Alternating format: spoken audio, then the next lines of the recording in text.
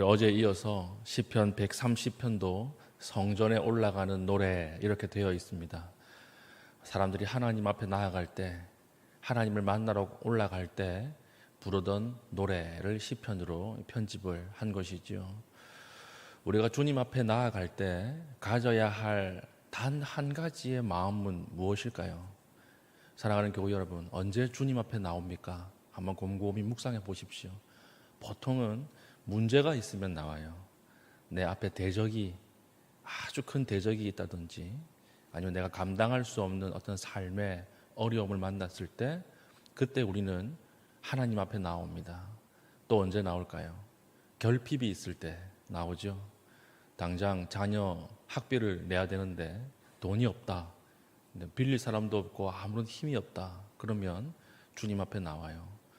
그리고 내가 가지고 있는 것들, 건강의 결핍, 갑자기 건강이 약해진다거나 내일 수술을 해야 한다, 그러면 우리의 마음은 하나님 앞에 나오게 되는 것입니다.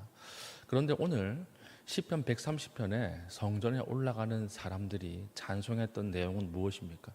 하나님 앞에 나올 때 가져야 할 단 한 가지의 마음은 뭐냐? 회개라는 거예요. 회개할 때 하나님께서 자신 앞에 나오는 자를 받아주시고, 회개하는 심령을 주님께서 사랑하신다, 이것을 이야기하고 있습니다. 우리가 하나님 앞에 나올 때는 반드시 하나님 우리를 무엇을 체크하시는가? 우리의 마음이 회개하는 마음인가 아닌가? 그것을 체크하고요. 우리의 마음이 회개하는 마음일 때 지성소의 성전 문이 열린다라고 하는 것입니다. 회개라고 하는 것은 뭘 그렇게, 나는 지은 죄도 없는데 회개하라고 하느냐, 내가 뭐 그렇게 나쁘게 살았다고 하나님께서는 매일매일 회개하게 하느냐라고 이야기를 하겠지만, 회개는요, 우리의 어떤 행동을 이야기하는 것이 아니라 마음의 상태를 이야기하는 거예요. 마음의 상태가 낮은 마음, 가장 낮은 곳에 있는 그 마음일 때 하나님의 은혜가 나 쪽으로 흘러 들어오는 것입니다. 우리 물을 한 방울 떨어뜨리면 그 물은 항상 어디로 가요? 가장 낮은 곳으로 흐르죠. 마찬가지예요. 하나님께서 은혜를 쏟아 부어 주실 때 누구에게나 동일하게 쏟아 부어 주시거든요. 그런데 이상하게 어떤 사람은 은혜에 충만해요. 어떤 사람은 아무런 은혜가 없어요. 왜 그런 줄 아십니까? 하나님의 은혜의 양이 부족한 것이 아니라 내가 위치가 다른 거예요. 내가 높은 자리에 있으면 있을수록 하나님의 은혜를 경험 못합니다. 똑같이 예배에 나오고 똑같이 새벽에 나오잖아요.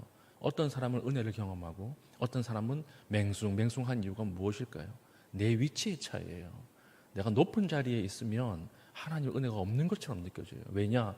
은혜는 낮은 곳으로 흐르기 때문에 그래요. 여러분은 심령이 다 무너지고 깨지고 낙심해 보십시오. 말할 수 없는 하나님의 은혜가 밀려 들어오는 것입니다. 이것을 성전에 올라가는 하나님의 백성들이 깨달았다라고 하는 것이죠. 그래서 이 관점을 가지고 130편을 읽는 것이죠. 1절 보십시오. 여호와여, 내가 깊은 곳에서 주께 부르짖었나이다.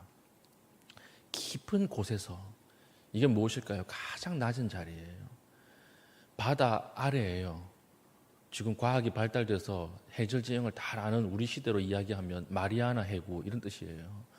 가장 낮은 곳, 가장 깊은 곳에서 주께 부르짖는 거예요.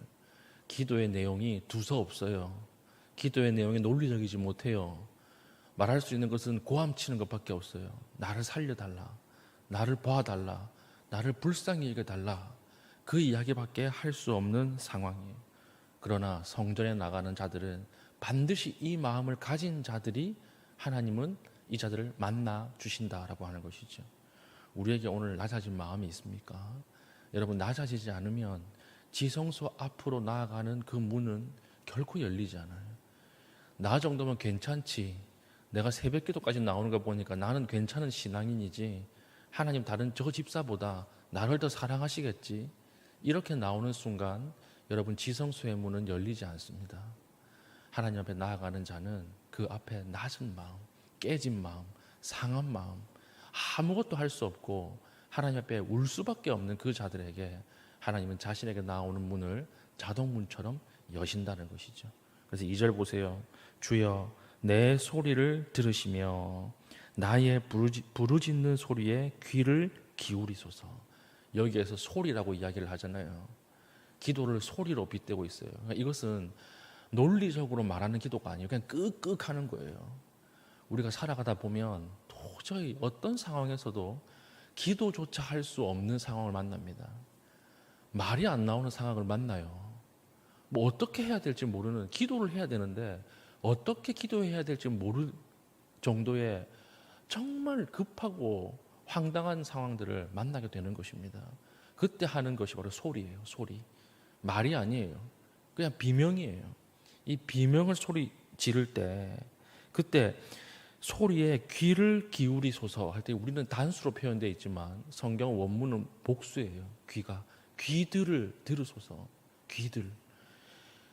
단수로 표현하지 않고 귀를 복수로 표현한 이유가 무엇일까요?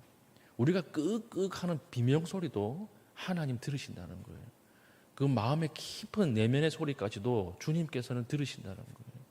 마음이 상해서, 마음이 깨져서 아무것도 기도할 수 없는 사람이 하는 그런 아주 신음소리, 작은 신음소리도 하나님은 자세하게 들으신다는 거예요. 두 귀로 똑똑히 들으신다. 이것을 믿고 주 앞에 나가라는 거죠. 오늘 이 본문이 얼마나 우리에게 위로가 되고 축복이 됩니까? 오늘 우리 이 자리에는요, 하나님 앞에 기쁨 가운데 나오는 자들도 있지만 도저히 어떻게 할 수 없어서 나오는 자들도 있습니다. 그 자들의 기도를 하나님께서 들으신다는 거예요. 우리의 마음의 탄식까지도 하나님은 헤아리고 계신다라고 하는 거예요. 그 고통의 한가운데 주님께서 함께 하신다라고 하는 것입니다. 이것이 성전에 올라가는 자들이 가져야 할 단 하나의 마음가짐이다. 이렇게 이야기하는 거죠. 그래서 3절 보십시오. 여호와여 주께서 죄악을 지켜보실진데 주여 누가 서리이까. 하나님께서는 우리의 죄악을 지켜보실진데, 이 말은요, 오늘날의 말로 바꾸면 CCTV를 켜놓았다는 거예요. 하나님 앞에 딱 서면 우리의 일거수일투족, 우리의 마음속까지 다 찍혀있는 CCTV가 재생됩니다. 돌아갑니다. 숨길 수 있는 게 아무것도 없어요. 세상 법정에서는요, 위증할 수 있죠. 내 마음과 말을 달리 이야기할 수 있죠. 하나님 앞에서는 불가능해요. 모든 CCTV가 다 돌아가는 것이죠. 그래서 여기에 어찌 서리이까, 누가 서리이까 할 때 이 서리이까라고 하는 말은 법정 용어예요. 법정 용어. 재판장 앞에 선다라는 거예요. 우리가 죄를 짓고 우리가 떳떳하게 하나님의 율법을 지키지 못하고 살았기 때문에 하나님 앞, 재판장인 하나님 앞에 설 수 없다는 거예요. 아무도 설 수 없습니다. 저조차도 설 수 없습니다. 나의 깊은 은밀한 마음속에 있는 죄악까지도 다 드러낸다면 목사인 저도 어떻게 하나님 앞에 서겠습니까? 못 서는 거죠. 그러나 4절 사유하심이 주께 있음은 주를 경외하게 하심이니이다. 우리의 죄의 결과를 따지고 보면 우리는 형벌을 받아야 됩니다. 나는 죽어야 돼요. 나는 못 나가요. 하나님 앞에 나가면 바로 선언이에요. 징역 1000년, 만년, 형벌에 대한 선언인데, 그러나 여기서 4절에 사유하심이라고 하는 것은 용서하심이라고 하는 것이고, 하나님이 우리의 죄를 용서해 주시는 거예요. 그러니까 일방적으로 용서해 주시는 거예요. 왜 용서해 주시는가? 4절 마지막에 뭐라고 돼 있어요? 주를 경외하게 하기 위해서, 주님을 사랑하게 하기 위해서, 다시 하나님과의 관계가 이어지게 하기 위해서 하나님은 일방적으로 우리의 죄, 나의 죄를 용서해 주신다라고 하는 거예요. 그러니까 하나님 앞에 상한 심령으로 나오라, 죄 지은 그 상태로 나오라. 그러면 하나님이 용서해 주시겠다는 거예요. 용서해 주시면 다시 하나님과의 관계가 회복되는 거예요. 우리의 영혼이 새롭게 태어나서 성령 충만해져서 하나님의 말씀이 들리고 하나님 앞에 다시 설 수 있게 될 것이다. 이때가 예수님이 오시기 전입니다. 그런데 하나님의 용서하시는 그 개념이 정확하게 들어가 있죠. 이건 누굴 이야기하고 있는 것일까요? 미래에 올 예수 그리스도를 미리 보여주시는 거예요. 하나님이 이런 방식으로 우리를 용서하실 것이다. 계속 보겠습니다. 5절 나 곧 내 영혼은 여호와를 기다리며 나는 주의 말씀을 바라는도다. 이게 참 신기하지 않습니까? 주의 말씀을 바라는도다. 이게 무슨 말인가 하면요, 내가 지은 죄를 가지고 하나님 앞에 나아가면 나아가지 못해요. 내가 지은 죄를 딱 묵상하고 아무리 내가 지은 죄를 바라보고 하나님 앞에 나가도 아무리 생각해도 이거 벌 받을 수밖에 없어요. 왜냐하면 내 죄가 너무 깊기 때문에, 용서받을 수 없는 죄인이기 때문에. 그런데 하나님의 말씀을 보면 용서받은 거예요. 하나님 말씀을 보면 내가 온전하게 된 거예요. 내가 내 안에 나를 바라보면 용서받을 수 없는 죄인인데 말씀을 보면 이미 나는 용서받은 거예요. 이것을 지금 성전에 올라가는 사람들이 체험한 것입니다. 그래서 죄 지었을 때 내 죄를 묵상하면 안 되는 거죠. 내 죄를 묵상하면 내 죄가 점점 커 보입니다. 어쩌다가 내가 이런 죄인이 되었는가? 나는 하나님 앞에 못 나간다. 이렇게 되는 거죠. 여러분, 하나님 앞에 죄를 지었어도 주 앞에 나가서 그 죄를 용서받아야지. 하나님 앞에 죄를 지었다고 해서 안 당하면요, 더 못 나와요. 그 다음엔 더 못 나오는 거예요. 무서우니까. 죄 지은 인간이 하나님 앞에 나가면 무서우니까 두려움 때문에 못 나가는 것입니다. 그때 하나님께서는 말씀을 보라는 거예요. 말씀을 봐라. 너의 죄를 묵상하지 말고 베풀어 주신 하나님 하신 용서의 말씀을 봐라. 그러면 다시 일어나게 될 거다라고 하는 거예요. 우리 어제도 이상민 집사님 수술하셨고 내일 이제 우리 임장수 집사님 수술하시지 않습니까? 여러분, 세브란스 병원 그 들어갈 때 아무도 못 따라 들어가거든요. 수술실 안에 아무도 못 들어가요. 그 들어갈 때 그 차가운 침대 그 베드에 탁 누워가지고 이렇게 천장을 보지 않습니까? 그럼 세브란스 수술실 위에 뭐라고 적혀 있는 줄 알아요? 두려워 말라. 내가 너와 함께 함이라. 병자가요, 자기 병을 묵상하면 낭망해요. 그러나 그게 믿지 않는 사람들도 얼마나 큰 위로를 받는지. 두려워하지 말라. 내가 너와 함께 함이라. 하나님 말씀을 바라보면 소망을 가지는 거죠. 하나님 말씀을 보면 다시 일어날 수 있는 것이죠. 이것이 말씀이 우리에게 주신 힘이라는 거예요. 그래서 이 말씀을 경험한 자들, 말씀을 읽은 자들이 어떻게 고백합니까? 6절, 파수꾼이 아침을 기다림보다 내 영혼이 주를 더 기다리다니 참으로 파수꾼이 아침을 기다림보다 더 하도다. 여러분, 군대 갔을 때 밤새도록 보초를 서보신 분들이 있죠. 남자분들은 다 있을 것입니다. 밤새도록 산 깊은 곳에 들어가서 보초를 서면요, 첫 번째 두려워요. 12시 넘어가면 모든 게 다 사람처럼 보여요. 나뭇가지도 사람처럼 보이고 나무 끝에 앉아있는 독수리도 사람처럼 보이고 지나가는 멧돼지도 사람처럼 보여요. 너무 두렵습니다. 두려워. 파수꾼의 느끼는 심정은 처음 두려움이에요. 두 번째는 뭘까요? 외로움이에요. 외로움. 두렵고 외로움. 아주 외로워요. 혼자밖에 없을 땐 더 외롭겠죠. 그러나 이 두렵고 외로운 파수꾼이 기다리는 것은 무엇일까요? 아침이에요. 아침. 눈이 와 보십시오. 이게 판초이라고 해서 이렇게 거적 같은 거 덮어 쓰고 이렇게 경계하면서 이렇게 총 들고 경계하는 보초 방법이 있거든요. 그럼 눈이 쌓여요. 눈이. 그러면 그 눈이 몇 센치 안 쌓여도요, 너무너무 무거워요. 일어날 수 없습니다.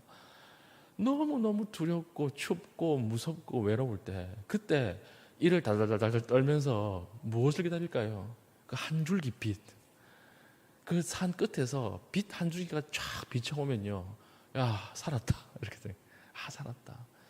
파수꾼이 아침을 기다림보다 더 무엇을 기다립니까? 하나님의 말씀, 여호와 하나님을 기다리는 심령이 바로 하나님 앞에 나오는 자들이 가져야 할 심령이다라고 하는 것입니다. 7절, 이스라엘아 여호와를 바랄지어다. 여호와께서는 인자하심과 풍성한 속량이 있음이라. 풍성한 속량이라고 하는 것은, 이것은 돈을 주고 갚는 거예요. 노예가 자기 자신이 노예에서 벗어나고 싶다고 해서 못 벗어납니다. 왜냐? 갚을 돈이 없어요. 노예들에게 노예를 파는데 10억 이렇게 한다 생각해 보십시오. 노예가 가장 사회 아랫바닥에서 일해가지고 평생 10억을 모을 수 있을까요? 못 모아요. 못 모아요. 그렇기 때문에 자기 자신은, 노예 자신은 해방할 수 있는 돈이 없어요. 그렇기 때문에 평생 노예로 사는 것입니다. 그 자녀도 노예가 되는 것입니다. 돈이 없으니까. 돈이 많으면 어떻게 돼요? 자기 자신을 돈을 주고 자유를 살 수 있는 것이죠. 이걸 이야기하는 거예요. 지금 이 말이. 하나님께서는 속량이 많으시다는 거예요. 하나님께서는 한없는 속량을 가지고 있다. 그렇기 때문에 우리를 곧바로 죄에서 끄집어낼 수 있는 능력이 있다라고 하는 거예요. 그래서 8절, 그가 이스라엘의 모든 죄악에서 속량하시리로다. 하나님이 가진 돈이 얼마나 많으냐? 이스라엘이 가지고 있는 모든 노예들, 이 노예들, 죄 아래에서 노예된 사람들을 다 속량해낼 수 있는, 돈으로 사올 수 있는 능력 있는 하나님이다. 이 속량이 어떻게 하십니까? 자기 아들을 보내어서 죽이잖아요. 우리가 서야 할 형벌의 자리에 하나님이 대신 들어가서 서잖아요. 그리고 거기서 죽고 보혈을 흘려내지 않습니까? 그래서 우리의 죄가 용서받고 우리가 하나님 앞에 나아갈 수 있게 만드시는 거예요. 시편 130편 이 말은요, 이후에 오게 될 예수 그리스도를 미리 바라보면서 했던 찬송이에요. 주님 앞에 나아가는 자들은 낮은 마음으로 그리스도의 죽으심을 바라보고 그 안에 하나님의 용서하심을 통하여 죄를 용서받았다고 하는 확신으로 나아가야 할 것이다. 이 전체 말을 신약에서 어떻게 표현하고 있을까요? 단 한 절로 표현하고 있습니다. 요한 1서 1장 9절에 이렇게 이야기하고 있어요. 만일 우리가 우리 죄를 자백하면 그는 미쁘시고 의로우사 우리 죄를 사하시며 우리를 모든 불의에서 깨끗하게 하실 것이요. 우리를 깨끗하게 하시는 분도 하나님이시고 불의에서 건져내시는 분도 하나님이시고 우리의 죄를 용서하시는 분도 하나님이시고 의로우신 분도 하나님이세요. 그 앞에 나가는 사람은 뭐만 하면 돼요? 우리의 죄를 자백하면 죄를 자백하면 하나님 용서하실 것이다. 이것이 성경 전체의 메시지입니다. 오늘 여러분 높아진 마음들, 나 정도면 괜찮지, 나 정도면 훌륭하지, 이렇게 나오는 자들, 오늘 그 마음을 깨고 그리스도와 같이 낮은 자리로 나아갈 수 있게 되기를 축복합니다. 낮은 자리에서 하나님의 은혜가 임해요. 예수 그리스도께서도 가장 높은 하늘, 하나님의 보좌에 계시다가 내려오시잖아요. 그 낙차의 힘이 어마어마합니다. 그 낙차의 힘을 통해서 우리가 구원받고 우리가 하나님의 백성이 되었어요. 우리도 마찬가지입니다. 높아진 내 자리, 높아진 내 마음, 교만해진 내 마음을 이 시간 하나님 깰 수 있는 능력을 하나님 허락하여 주시고 하나님이 가장 낮은 자리로 나아가는 그 심령을 허락하여 주셔서 오늘 이 자리에서 하나님을 만나고 진실하게 하나님의 얼굴을 바라보며 기도할 수 있는 귀한 주의 종 되게 해달라고 기도하는 주의 백성들 될 수 있기를 바랍니다. 아멘. 기도하겠습니다. 하나님, 겸손한 마음 주십시오. 낮은 마음 주십시오. 하나님밖에 의지할 것 없는 마음으로 나아왔습니다. 주님, 우리의 마음을 붙들어 주시고 지성소의 문을 열어 주시옵소서. 기도하시고 개인적인 기도의 제목을 가지고 기도하시고 자유롭게 돌아가시겠습니다.